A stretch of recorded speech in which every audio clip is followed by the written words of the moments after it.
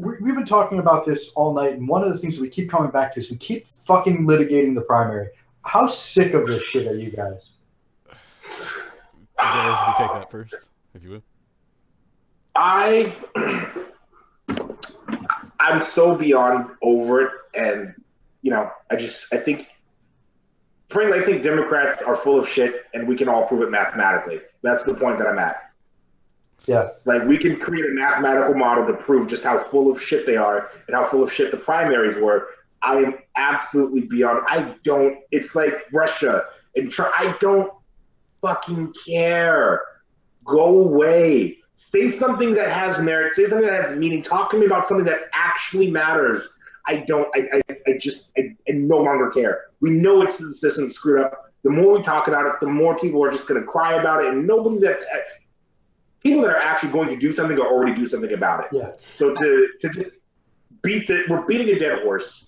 I wasn't going to relitigate the primary so much as I was going to make a point about like the media's where the media's at and why they can't be trusted in the future. And the primary in particular was just a good example of that.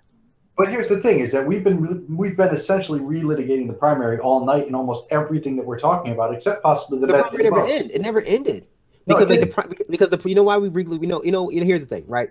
And I'll give you an answer that no one probably not. I'm sorry. I will give you an answer that no one else will probably give you about why we keep relitigating the primary.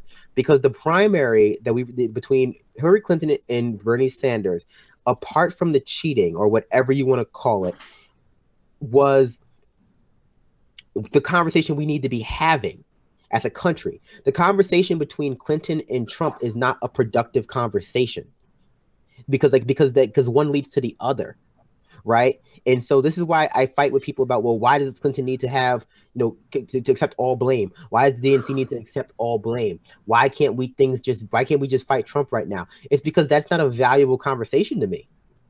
Yeah. And like the valuable conversation to me is why can't the valuable conversation to me is like the difference between Trump and Clinton and all of the establishment and someone like Bernie Sanders in the primary. Not where Bernie Sanders is now, because I don't give a shit about Bernie Sanders where he is now.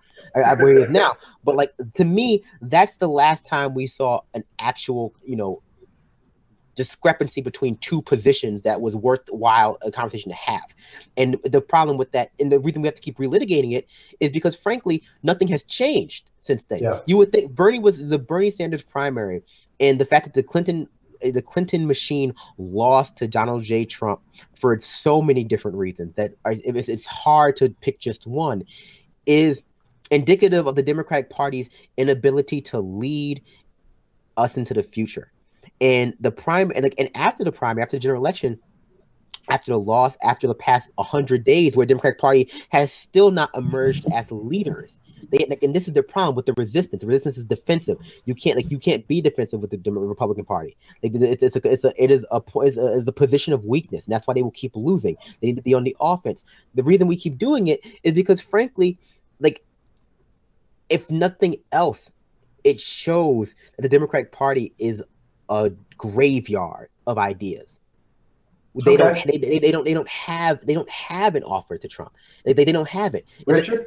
I think the reason why it's valuable to continue having the conversation, even if it does get frustrating or nauseating, to borrow a word from Comey, is that and as Brandon's point is that they haven't learned that Hillary lost the general election, and the presumption, I think, from a lot of folks was that would mean that would mean the Democratic Party would realize that section of their platform lost, and that the stuff that was more popular coming out of the more popular person, Bernie Sanders in this case, after the election, would get absorbed into the platform, would get absorbed and reflected into the party, and that they would take a note that they should be coming to Bernie, and Bernie shouldn't be going to them. But instead what we got was Bernie going to them even further afterwards, despite them losing to what we all think was probably the worst presidential candidate in our lifetimes, possibly ever in history. And so when your ideas lose to what we perceive to be the worst possible candidate, we should probably move away from your ideas and look for what are more popular, which happens to be the person that you spent the entire primary beating down. And so and I think a lot of people have a hard time coping with that, because it puts some of the responsibility for Trump on them, and they've been putting it on everyone else for so long. But go ahead.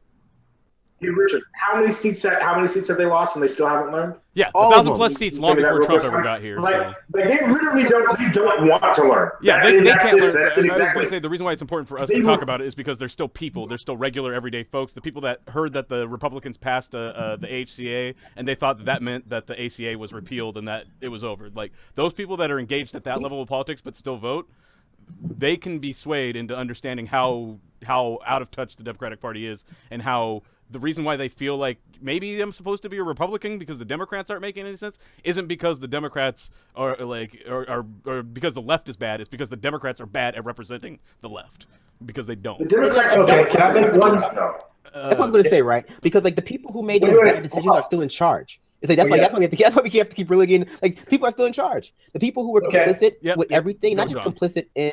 Let's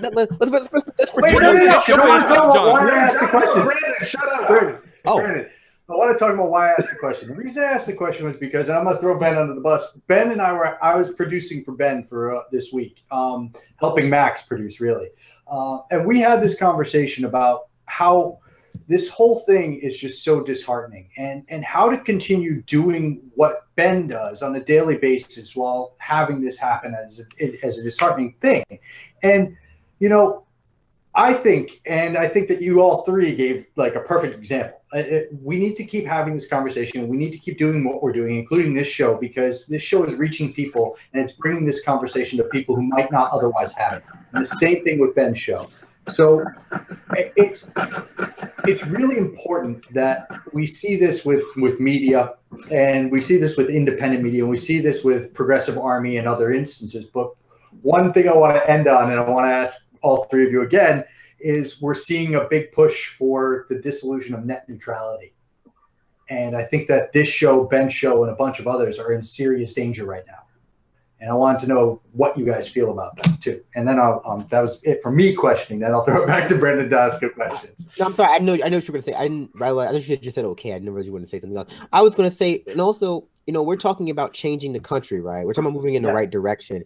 And what are we going to relitigate if you don't relitigate the primary? Because that was the last time. That was the last time that we had something that might have changed the country in the right direction. Like we're going to people. It's not as though people aren't relitigating the general election. Right. I just don't care what the people think. The people are still calling her the popular vote president. What else is that besides relitigating the election? People are still talking about, you know, the white working class, you know, and how they voted. That's relitigating the general election. The people look to the general election. Sorry, people look to the primary election for the same reason people look to the general election, which is that they see that as the watershed moment when things started going poorly. Yep. And in my defense, the people who look at the general election that way are just stupid. And so like and also if that's like so I look to the general election, I say, okay, you know what, people made some bad mistakes, they should all lose their jobs. And I should never hear Robbie Mook's name again. Right. I should never see him on TV. I should never see near attendant anywhere. And so a part of me is also just like incredibly petty because I'm not disheartened at all about this whole thing. I think I'm fine. I'm doing all right. It's just like, but the problem becomes, it's just like everyone else who failed, people whose job it was to make sure she won, and people who like went, who went out of their way to make sure Bernie did not get to where he needed, did not get the platform he needed, whether it would have been he won or not. Those people still have jobs. And no. That's not how the game works. Like we're talking six-figure salaries plus. Because as long as those people are still in place, we will never get anywhere. Yep, and that gets to Adair's point about the party being garbage. I mean, the whole system is garbage. Anyone who tells you that look, okay. At this point, I think the whole system is garbage, but I did want to talk about the net neutrality thing that you brought up. Everybody's in danger if net neutrality stops being a thing.